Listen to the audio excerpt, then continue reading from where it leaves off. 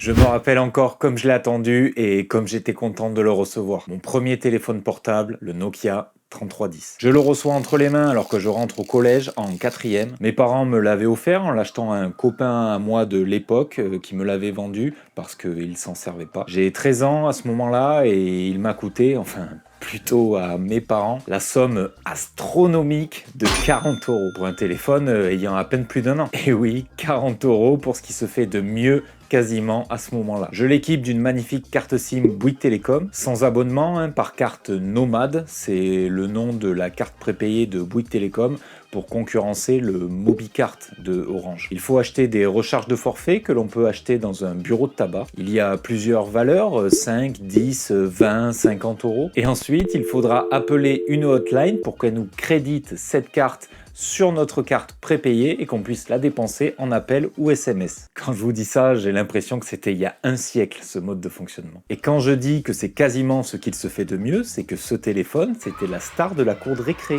au collège. Avec plus de 126 millions d'unités vendues dans le monde et jugé comme ultra robuste avec une batterie qui tenait quasiment 10 jours, on pouvait le personnaliser comme on voulait, le nombre de coques était tout simplement dingue. On pouvait personnaliser ses sonneries.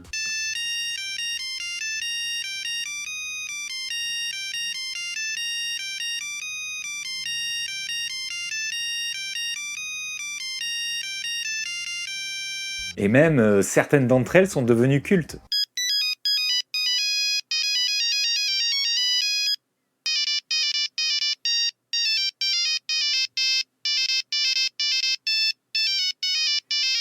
On avait aussi le fameux jeu Snake, où en fait on était concrètement plus un trait que réellement un serpent. Et l'on devait manger des espèces de points, le serpent devenait alors plus grand et il ne fallait pas s'emmêler dans la queue du serpent, sinon la partie était perdue. Alors pourquoi, alors que tout semble réussir pour Nokia, à ce moment-là, leader du marché de la téléphonie mobile, une chute vertigineuse les attend. Et c'est ce que l'on voit tout de suite dans cette vidéo. On va commencer par le début. Alors imaginez-vous en Finlande au 19e siècle où Fredrik Idestam et Léo Mechelin, qui sont compagnons de chambrée à l'université, décident de se lancer dans l'industrie papetière. Oui, vous avez bien entendu, on parle de papier. Pas de smartphone, mais accrochez-vous, ça va devenir intéressant. Alors Frédéric se dit, pourquoi ne pas construire une usine de pâte à papier au bord d'une rivière pour profiter de cette énergie hydraulique? Et voilà, Nokia est né. Mais on n'est pas là pour parler de papier, avouons-le, ça serait légèrement ennuyeux. Nokia, dans sa quête de domination, s'est aventuré dans plusieurs secteurs différents, du caoutchouc au câble, en passant même par les téléviseurs, mais sans vraiment se spécialiser dans un domaine et restant comme une société qui ferait un peu du touche-à-tout. Puis vient 1987, Nokia crée le Cityman, le premier téléphone vraiment mobile car il peut tenir dans la main. Bon, ça restait une sacrée brique de 800 grammes, soit plus de 4 fois et demi plus lourd qu'un iPhone 15, mais ça fonctionnait. Fort de son succès avec le Cityman, Nokia dans les années 90 a alors une révélation. Et si on se concentrait uniquement sur les téléphones mobiles, et c'est là que tout a changé pour la marque. En 1992, Nokia sort le Nokia 1011, le premier téléphone permettant d'envoyer des SMS. Le 1011 est alors le tout premier téléphone à la norme GSM commercialisé. Et en plus, il ne pesait que 475 grammes, donc c'est dire rien du tout quoi. Un poids qui provenait certainement de sa batterie qui était énorme et qui était pour le coup bien moins efficace des batteries que l'on a aujourd'hui. Dans les années qui suivent, d'autres téléphones seront produits par la marque et auront à chaque fois un accueil plutôt réussi. Et en 2000, le Nokia 3310, là c'est un carton plein. Il est le descendant du 3210 qui lui aussi était une réussite, vendu à plus de 150 millions d'exemplaires, rien que ça. C'est d'ailleurs lui qui a démocratisé le fameux système d'écriture intelligence T9. Vous savez, celui qui génère des mots à la suite de votre phrase avant même que vous les écriviez. Il a été l'un des téléphones les plus populaires au monde. Il ressemble d'ailleurs pour beaucoup à son successeur, notamment avec l'antenne pour la première fois intégrée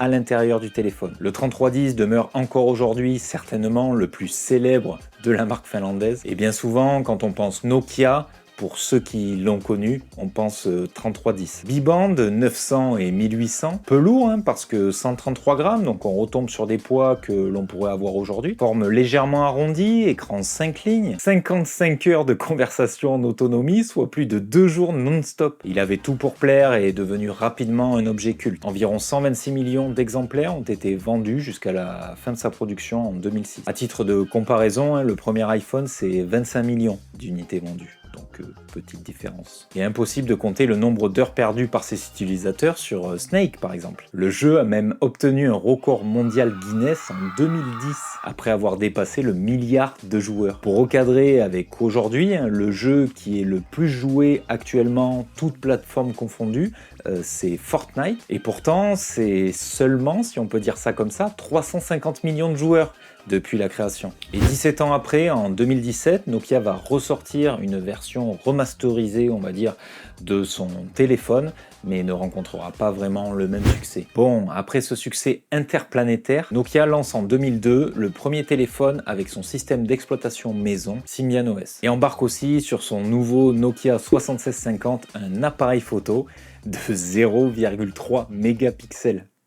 0,3. En 2003, beaucoup moins connu chez nous car plutôt destiné aux pays émergents, le Nokia 1100, ultra basique et pas cher, voit le jour. Il est, et même encore aujourd'hui, le téléphone portable qui s'est le plus vendu dans le monde. Et ça dans toute l'histoire de la téléphonie mobile jusqu'à maintenant. 250 millions d'exemplaires s'en sont écoulés. Le plus proche derrière lui, ça sera l'iPhone 6 qui lui avait été vendu pour 220 millions d'exemplaires. Mais alors où est-ce que ça a merdé pour Nokia? Nokia va ensuite enchaîner de petits échecs commerciaux, notamment avec son N-Cage, qui était un mix entre une console de jeu et un téléphone. Ce sera un pari raté malheureusement et ça ne séduira pas. Après ça, on aura le premier téléphone tactile avec stylet de Nokia en 2004. Moitié petite tablette, moitié téléphone, échec aussi. Peut-être arrivé trop tôt. Arrive maintenant l'année 2007.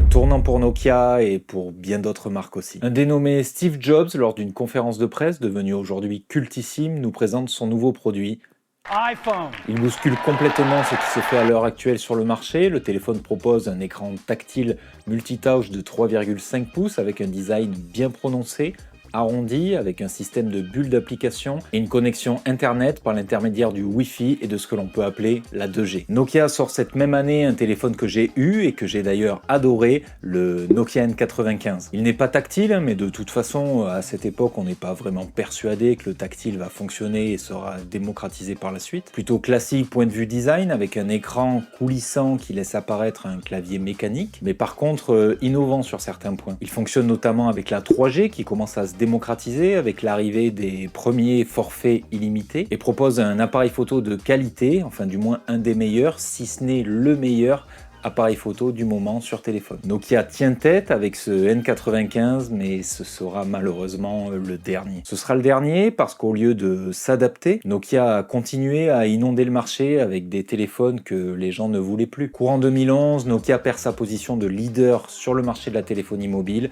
et ne reviendra jamais dans la course en enchaînant échec sur échec. La marque a pris du retard sur le marché du tactile qui est grandissant et Nokia est complètement à côté du vélo. SymbianOS est à la rue, Android et iOS ont pris beaucoup trop d'avance. Alors Nokia tente de créer un OS maison appelé Migo OS qui est un flop commercial complet. Cette même année 2011, Nokia s'associe à Microsoft pour donner ce qui va devenir les Windows Phone. C'est plutôt intéressant comme design. Forme de tuile avec de grosses icônes, mais c'est en retrait. Malheureusement, le store d'applications est très pauvre comparé aux deux autres OS phares qui sont là depuis un petit moment, Android et iOS. Nokia vend alors ses parts à Microsoft en 2013, qui continuera de publier la gamme des Windows Phone jusqu'à son arrêt total de mise à jour de sécurité en 2019. De son côté, Nokia sort en 2014 son tout premier téléphone fonctionnant sous Android, la gamme X. C'est trop tard. Ils sont dépassés technologiquement. D'autres marques ont vu le jour et font bien mieux sur le marché. Les téléphones, c'est fini pour eux, ou presque, maintenant